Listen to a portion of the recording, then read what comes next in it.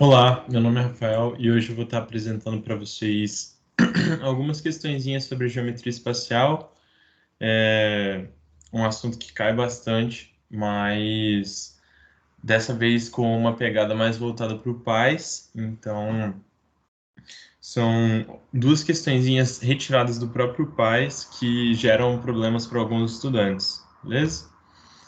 Então, essa primeira questão aqui ela vai estar tratando sobre tronco de pirâmides, é um tronco de cones, e é basicamente aquele tipo de questão que vai estar relacionando uma visão geométrica espacial com uma visão plana. Então, a gente tem que estar bem atento aos elementos dessas figuras que vão estar aparecendo aqui para a gente poder estar fazendo a análise do item, beleza? Questão de julgar o item, típica do ONB, normalmente a gente vai estar mais acostumado com certo e errado quando se trata de ONB. Então, essas são algumas coisinhas que podem estar aparecendo aí para vocês nas próximas provas. Vamos lá. A altura do tronco de cone é 30 metros. Então, ele está falando que o tronco desse cone aqui, esse tronco de cone aqui, tem uma altura de 30 metros. Então, se a gente pegar e recriar esse desenho ali, né? Vou recriar ele de uma maneira mais simplificada, então como se a gente estivesse vendo ele de maneira lateral. Se a gente pensar nele de uma forma lateral, a gente vai estar vendo aqui que a gente tem um trapézio, certo? E beleza. Nesse caso, o que a gente tem que analisar? Vamos lá. Na figura abaixo, o ângulo entre a geratriz... a altura do tronco de cone é 30 metros, o raio é igual a 200 metros.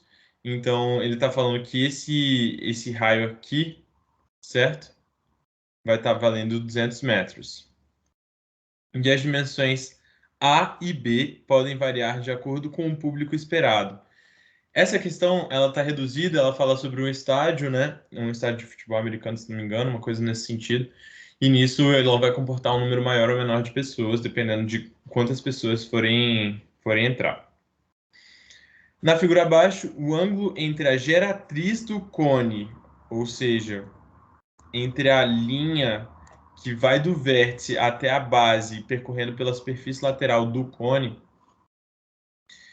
Então, o ângulo entre a geratriz e uma reta vertical à base está indicada por alfa. Então, ele está falando que essa angulaçãozinha aqui é uma coisinha que ele consegue criar a partir de uma retinha que ele traça, certo? Onde aqui no meio vai estar sendo gerado o alfa. Vou dar uma pintadinha nele aqui.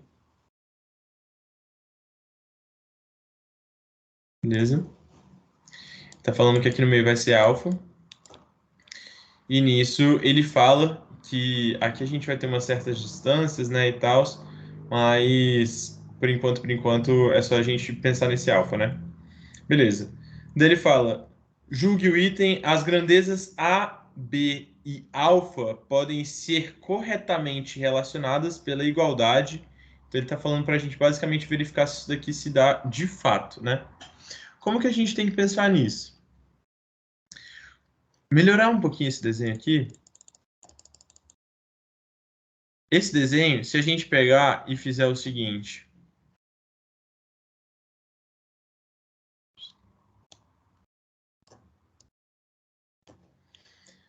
Esse B aqui é algo que vem até aqui, mais ou menos. Que seria a distância entre a partezinha exatamente no meio do campo, assim. Certo? Aqui do outro lado, mais ou menos até aqui, assim.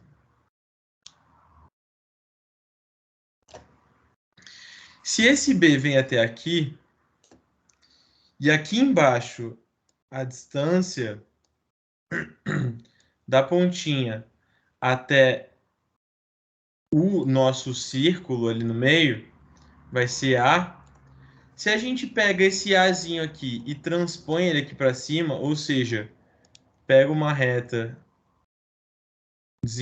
desse tamanho aqui de A e passa aqui para cima, ou seja, daqui até aqui a gente tem que essa partezinha é A. Mas se toda essa distância daqui até aqui vale B, e só essa partezinha é A, quanto sobra para essa partezinha aqui em verde? No caso, a gente vai estar pegando algo que é B menos A. Então, agora, dando um zoom nesse triângulo aqui que a gente acabou de criar, a gente vai ter o seguinte. Ele é um triângulo que vai ter um ângulo de 90 graus aqui em cima. Portanto, é um triângulo famoso para a gente, o triângulo retângulo, certo? Aqui passa a geratriz. Aqui está o nosso alfa. Aqui a gente tem, nessa partezinha de cima, que era exatamente aquele tracejado verde, né? Aqui. A gente não fez nada com o triângulo, a gente só passou ele aqui para baixo. Então, essa partezinha ali em verde, que a gente sabe que vale B menos A. Essa altura desse tronco, o cara fala pra gente que é igual a 30 metros. Então, agora, daqui desse triângulo, a gente consegue tirar uma informaçãozinha utilizando as relações métricas fundamentais, ó, as relações trigonométricas fundamentais, né? Seno, cosseno, tangente. Melhorando um pouquinho mais esse desenho, né? Então, a gente está aqui com o nosso ângulo alfa. Aqui a gente tem B menos A. E aqui a gente tem H, que é 30. Para a gente relacionar os valores que estão aqui, né? A gente vai pegar o quê? Tangente de 30. Ou tangente de alfa, perdoa. Mas por que tangente de alfa? Porque a gente está pegando o nosso cateto oposto ao ângulo de interesse sobre o cateto adjacente ao ângulo de interesse. Então, CAT-OP. CAT de cateto, OP de oposto. Aqui embaixo, cateto adjacente. Cateto ADJ de adjacente. Então, a gente vai ter aqui tangente de alfa é igual a B menos A sobre 30. Nesse caso, o 30 vai multiplicando e a gente vai ter isso daqui. 30 vezes a tangente de alfa é igual a B menos A. Isso não é igual o que ele está falando aqui para a gente, justamente porque aqui ele está usando uma outra relação trigonométrica. Então, quando a gente chega nisso daqui, já é uma forma de relacionar os ângulos o ângulo alfa com as medidas B e A. Dessa forma, a gente vai estar determinando, então, que o nosso item está errado.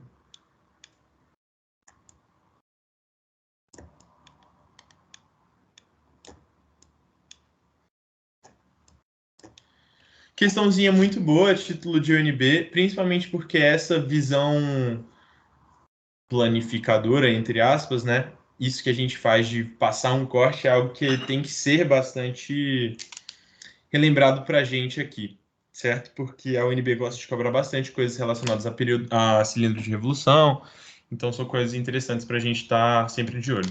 Não só a UNB, como outros vestibulares famosos, né? Então, agora passando para essa segunda partezinha, eu vou só diminuir um tantinho essa figura aqui, para a gente poder ler o texto de uma vez, juntamente com a figura. A figura acima mostra as dimensões de um depósito de carvão, que consiste de um cilindro circular reto e de uma cobertura na forma de semisfera. O cilindro tem 40 metros de altura e o diâmetro de sua base mede 120 metros. Ou seja, essa partezinha aqui é um cilindro e aqui em cima vem um encaixe circular. Fica meio difícil da gente visualizar isso nessa figura, então eu vou fazer esse desenho aqui para a gente.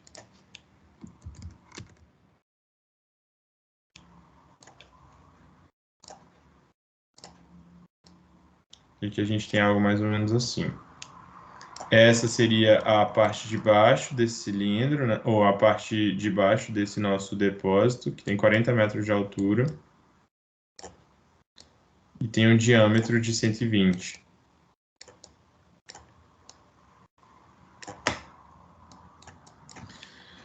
Daí, a parte superior do depósito é uma semisfera que se encaixa perfeitamente no cilindro, ou seja, essa semisfera se encaixa aqui assim. Então tá. A superfície esférica é feita de metal, as paredes laterais do cilindro são de concreto e a base que cobre o piso é de cerâmica. Assumindo que todo o interior do depósito pode ser ocupado com carvão e que 3,14 seja o valor aproximado de π, desprezando as espessuras das paredes, faça o que se pede. Determine em decâmetros cúbicos a capacidade de armazenamento total do depósito. Se a gente está falando sobre volume, né? A gente está falando sobre o volume total desse depósito, que vai ser justamente a união das partes individuais, ou seja, o volume do cilindro e o volume da semi-esfera. Como que a gente calcula o volume do cilindro, né? O volume do cilindro vai ser dado justamente pela área da base, que vai ser um círculo, então πr ao quadrado, vezes a altura desse cilindro.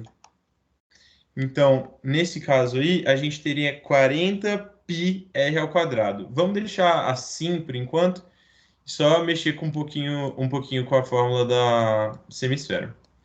Então, o volume de uma esfera é dado por 4 πr ao cubo sobre 3. Como a gente está falando sobre uma semi-esfera, seria como se a gente dividisse isso daqui tudo por 2. Então, a gente teria uma divisão entre frações. Conservamos a primeira e multiplicamos pelo inverso da segunda. Então, o inverso de 2 vai ser 1 sobre 2. Esse 4 por 2 dá 2. 2 por 2 dá 1. Então, o volume da semi-esfera vai acabar sendo 2πr ao cubo sobre 3.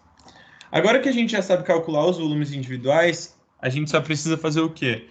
Substituir o valor do raio e da altura e substituir o valor de π. Depois disso, a gente consegue responder toda a nossa questão. Então, o volume total vai ser dado por πr ao quadrado vezes h mais 2πr ao cubo sobre 3. E nesse caso, a gente vai ter 40 da nossa altura. O nosso R vai ser 60, porque o nosso diâmetro vale 120. Então, 60 ao quadrado. Vezes o π, que é 3,14.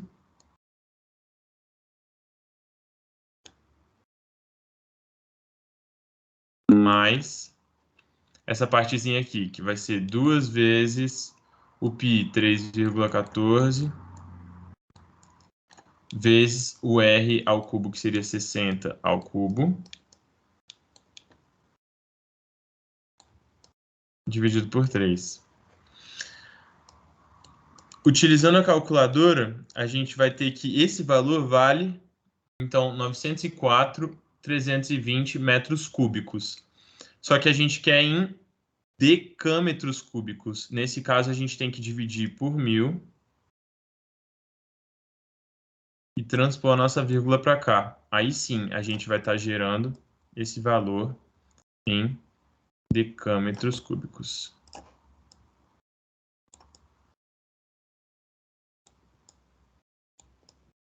Espero que vocês tenham entendido, espero que vocês tenham gostado. No mais é isso. Muito obrigado pela atenção, até a próxima.